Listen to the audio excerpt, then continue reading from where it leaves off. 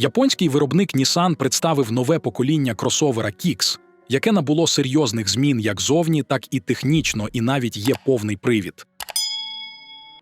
Кросовер змінив імідж. У нього тепер доросліший дизайн. Відразу можна помітити, що фірмової решітки Nissan V-Motion більше немає. Її замінює широкі радіаторні решітки у новому стилі. Цікавою особливістю нового Kicks є тонкі фари та вузькі секції денних ходових вогнів.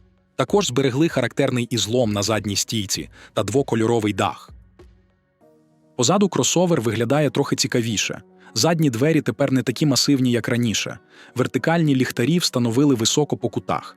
За доплату для топового Nissan Kicks вперше можна буде вибрати 19-дюймові колеса. Іншим версіям доступні 16- або 17-дюймові.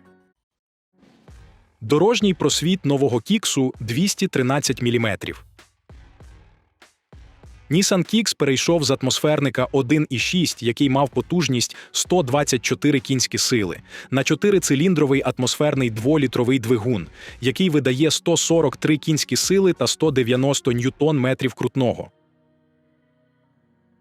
Кросовер буде доступний виключно з безступеневою коробкою передач X-Tronic. При цьому Kicks вперше запропонують не лише з переднім, але й з фірмовою інтелектуальною системою повного приводу. Їздова електроніка отримала новий режим – «Сніг», спеціально розроблений для їзди на слизьких поверхнях. Новий інтер'єр кардинально відрізняється завдяки парі дисплеїв для інформаційно-розважальної системи. Центральний екран може мати діагональ до 12,3 дюймів, але стандартно буде встановлений 7-дюймовий екран. Він керує набором технологій, включаючи додаткові камери кругового огляду на 360 градусів та доступну звукову систему Bose із 10 динаміками. У систему вбудовані бездротові Apple CarPlay та Android Auto. Зазначається, що для передніх та задніх пасажирів стане на 25 мм більше місця для плечей, а ззаду на 25 мм збільшиться простір для колін.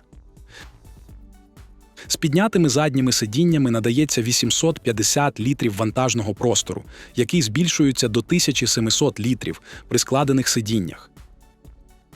Nissan рекламує, що простір є найкращим у своєму класі. У списку стандартного обладнання також значаться світлодіодна оптика, камера заднього виду, адаптивний круїз-контроль, системи автогальмування, стеження за розміткою та моніторингу сліпих зон.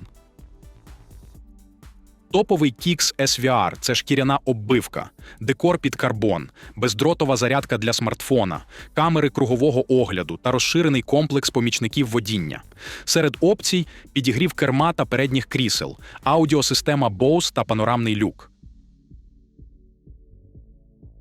Паркетник другого покоління помітно більший за колишню модель.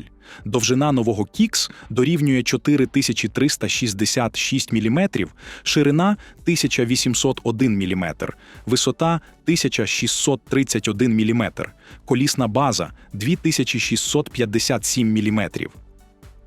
Nissan поки не оприлюднив ціни, але обіцяє це зробити до початку продаж цього літа. Для довідки ціна на попередній Kicks стартує від $22 440. Завдяки значним змінам дизайну та збільшенню потужності можна з упевненістю припустити, що Kicks 2025 модельного року коштуватиме від $25 тисяч. Невеликий кросовер є по-справжньому глобальною моделлю, її продають у багатьох країнах, а виробництво налагоджено у Бразилії, Мексиці, Китаї та Таїланді.